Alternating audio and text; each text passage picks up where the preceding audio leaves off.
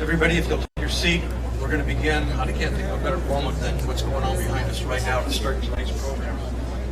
I want to thank you all for joining us on this beautiful evening as we remember those we lost a year ago and rededicate this memorial wall in the Las Vegas Healing Garden. Before we begin, with your permission, I would like to acknowledge the people that are here tonight, starting with the Governor of the State of Nevada, Brian Sandoval, Attorney General Adam Laxalt, Congresswoman Dina Titus, Congressman Jackie Rosa, former Congresswoman Gabrielle Giffords,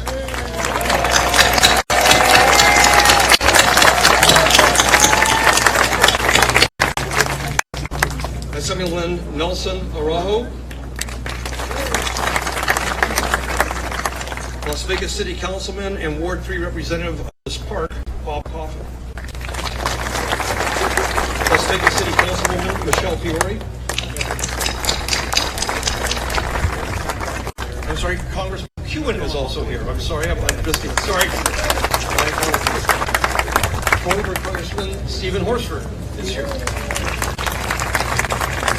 Las Vegas City Councilman Cedric Creer, and the Chairman of the Clark County Commission, Mr. Steve Sisolak.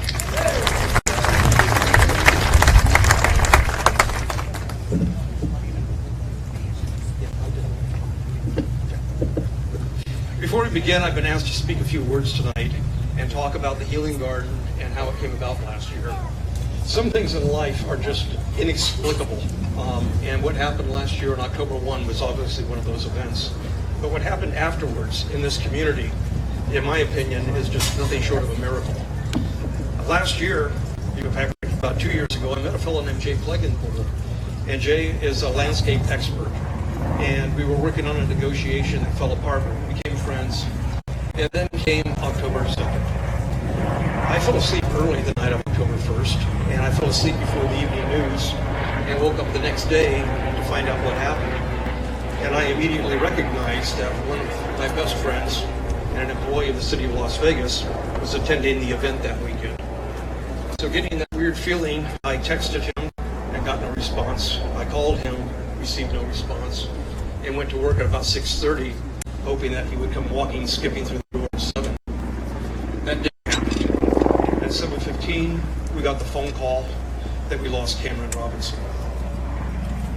I know afterwards it's a bit of a blur, but one of the attorneys in my office said, "We need to get out of here for a few minutes and go take a walk."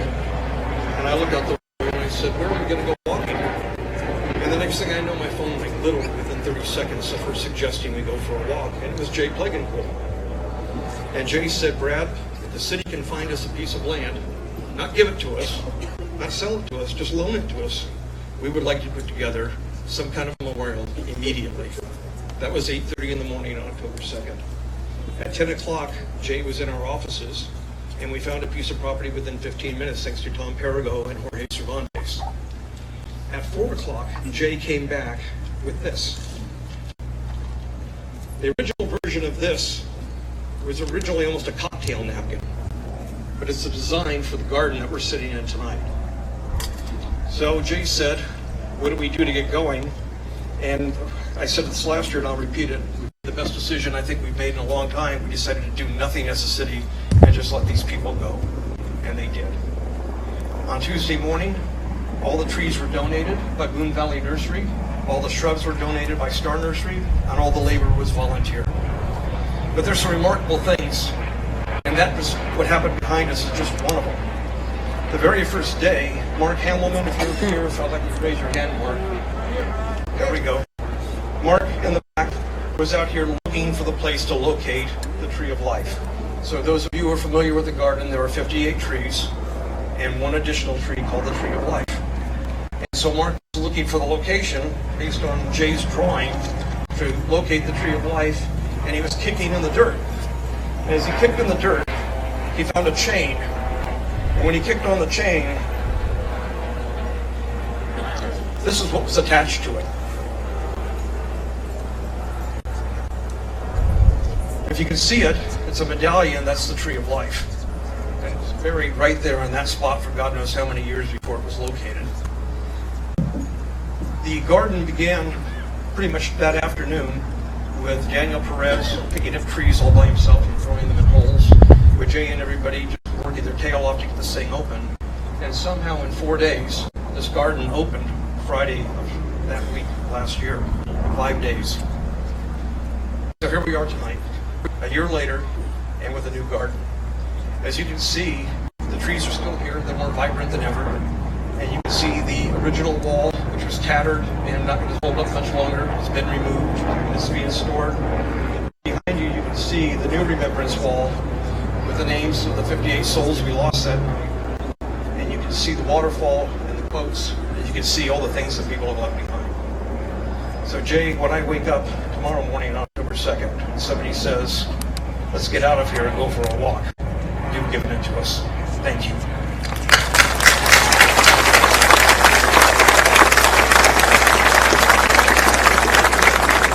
With that, it's my great pleasure to introduce the mayor of the city of Las Vegas, the best mayor in the world, Kero.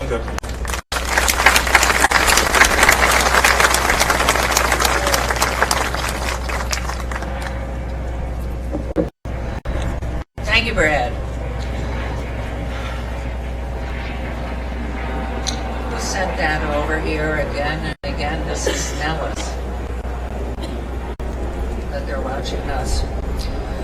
Tonight isn't about us. It's about all those 58 we lost. The 500 plus who will forever seize each and every day to build a stronger life by hope. It is about the first responders and is about this very sacred spot.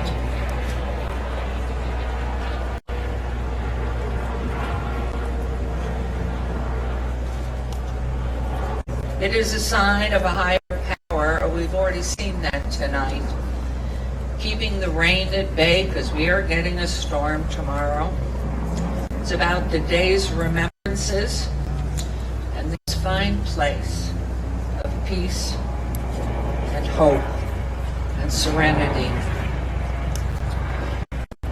When I was asked at the very first initial press conference, and I'm sorry to pause, but I believe these words are so much more important than the noise of what's going on overhead. Asked to address the public at the initial press conference, I could only make a statement to call for blood.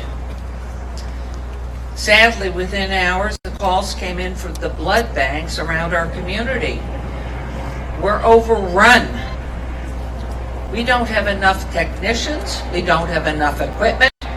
Please ask donors to come back later, tomorrow, today, these coming days, weeks, months, and years.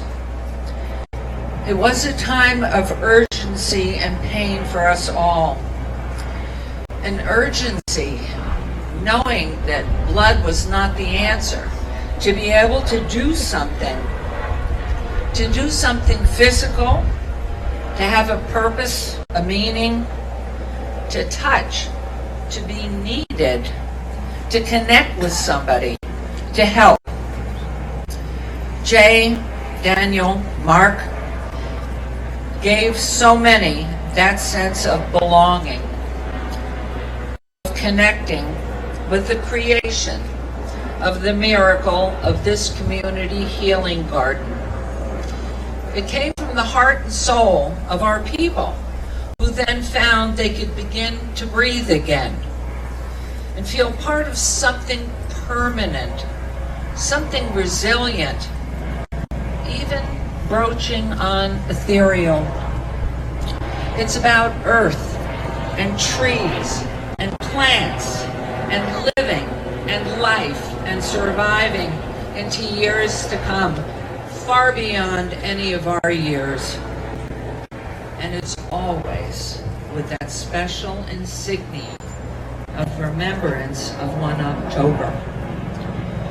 Tonight is the second, maybe more important, but maybe not so, permanent dedication of the space of human healing, of reverence, of serenity, honoring the beautiful 58 souls we lost, giving us a more committed dedication to be bound by goodness, sensitivity to others, and for a bigger, more resilient and peaceful humanity for our future.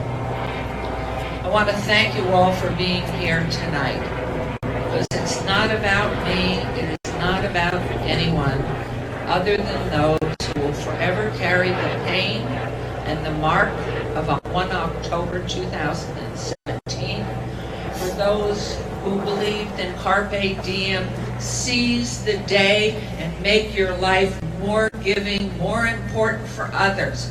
It's not about me, I, my. It's about our community, this resilient, God-honored place that we live in, and the permanency of the love and humanity that we all share. You're blessed to be alive. It is a time of remembrance. And at 10 o'clock, we will move on tonight with no names and no honoree of anybody, because it's not about us. It's about the 58 souls, fathers, mothers, brothers, sisters, children, who were lost that night and are no longer with us. And for those who have survived and continue to fight for survival, we still have those who continue to suffer and have operations still from that heinous act. Tonight is giving thanks to a higher power. We know it. It was to rain. We saw the sign in the sky.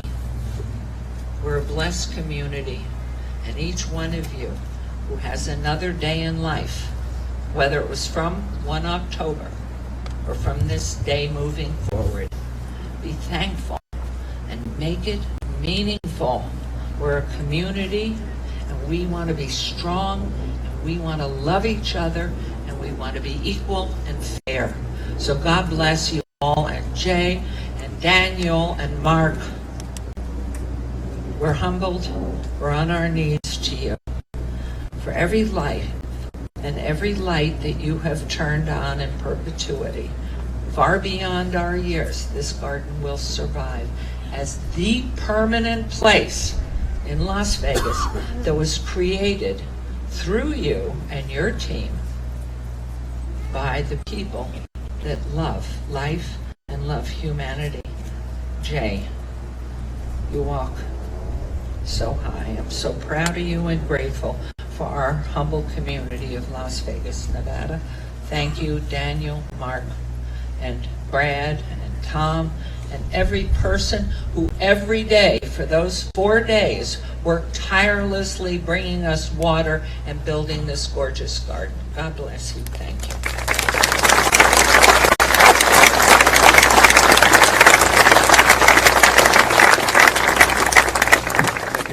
For those of you who don't know it, the mayor spent the entire night at the trauma center at UMC from the minute she got the phone call after 10 o'clock until well into the middle of the next day. So I think, Mayor, you need another round of applause.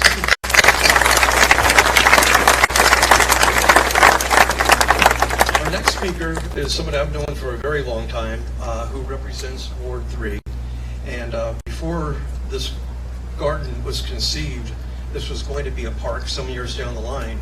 But when the event occurred that night and the opportunity to do something beautiful was presented to him, Councilman Coffin immediately seized the moment and decided that this was the right thing, the right time, and the right place. So let me introduce to you, Councilman Bob Coffin.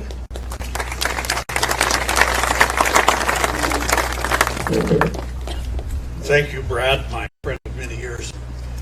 Our kids went to school together, and now they mourn together. This is a time for many emotions, and I'm beginning to feel the same emotions right now that I felt in the hours and days right after the tragedy. Right now, a year later, people are fighting, quarreling about, who should pay, who should fix my pain, who should do it. Do dollar bills do that? Do prayers do that? Well, all of the things that people can think of that are material talk about, and spiritual is probably the best help that anybody can get. It is truly sad, the mayor has said, what we cannot do for the lost souls and the more than 500 that were wounded. A catastrophe in peacetime, only exceeded by the attack on the World Trade Center. It's the worst thing that ever happened in this town, a town I've been a resident for almost 70 years. This is ground that used to be a business, and then it wasn't. Things fell away, and we're in the midst of a regrowth and a rebirth of our downtown in Las Vegas, and we have this opportunity to think about the importance of the lives that were lost and the people that were wounded. But right now, I still feel the same anger that I did a year ago. That was my emotion, anger, and it was doubled by the fact that Carpe Diem, seizing the moment. I think simultaneously, Commissioner Sisolak asked his district attorney, and I asked our good friend Brad, what we could do about the instruments of death that were used in this slaughter. Well, the bad news we both received about the same time, Steve, as you know, was that the legislature had taken away all authority for local government to regulate firearms, even attachments like bump stocks.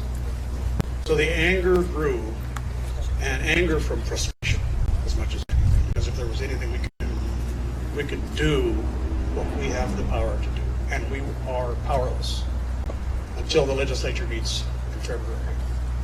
So this is not politics. This is not about life. It's not about, it is about the frustration which causes my anger.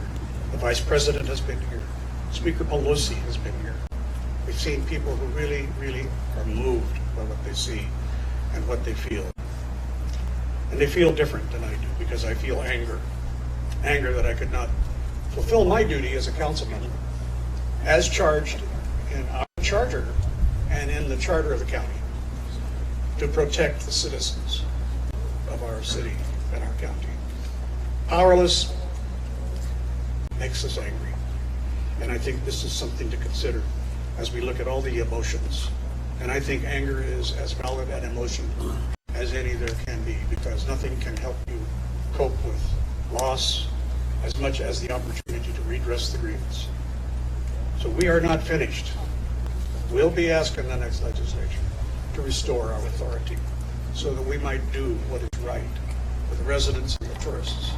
The tourists who came by in helicopters while the mayor was speaking, coming back from their tour of the Grand Canyon, every evening at this time, 10 or 15 of them come by. It's a great reminder to all of us of why this town is here and why so many people were killed and wounded who were not from this town.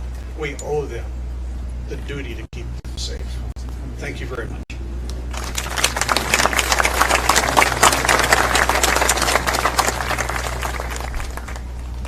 Thank you, Councilman.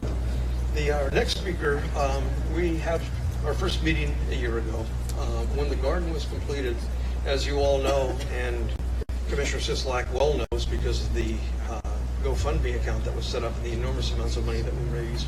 People came to us and wanted to give, and they wanted to help take care of the garden, and we didn't know what to do. And so Tom Parago with the city suggested that we get outside Nevada to work with the city on privately running the garden. And so I'd like you to meet Mauricia Vaca, who rose to the task so quickly and embraced this project, and not only got around it, but raised money for what we sit here doing tonight. So Mauricia, would you please talk?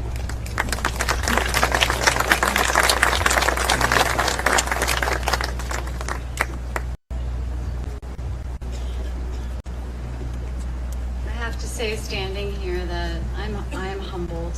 I am honored.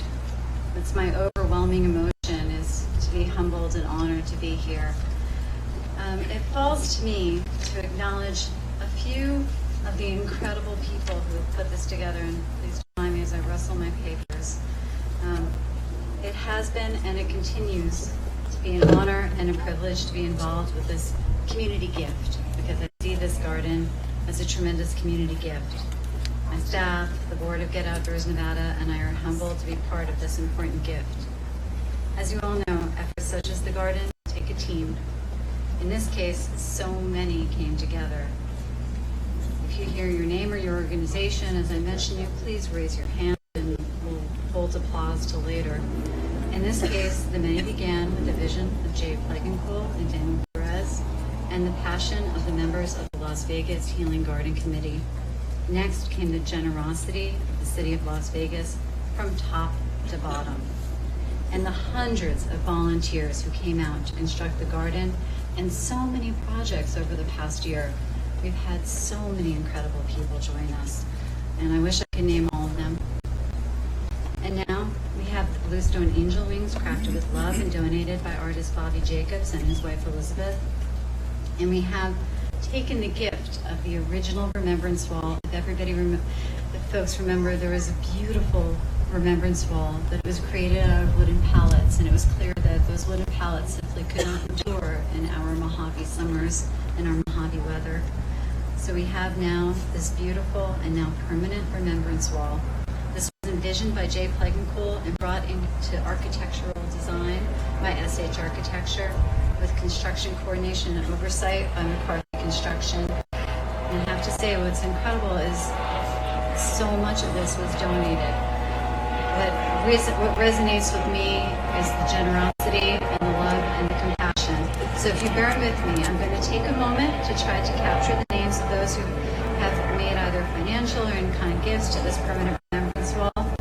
We have Wells Fargo, the Jameson Family Trust, NB Energy, Southwest Gas, Howard Hughes Corporation, the Ritter Charitable Trust, Southern Nevada Home Builders Association, Shadow Ridge High School, SH Architecture, the City of Las Vegas City Manager and Attorney's Office that took up collections, Raina Davis, Kathleen Jane England, Susan Casucci, Sue 50 and Nelson, McCarthy Building Company, Civil Works, GSL, Hanson and Living Water, Penta Construction, Whiting Turner, SNE Steel, Vision Sign, ATM Starlight, and I know it's a long list, bear with me, but this really took a village.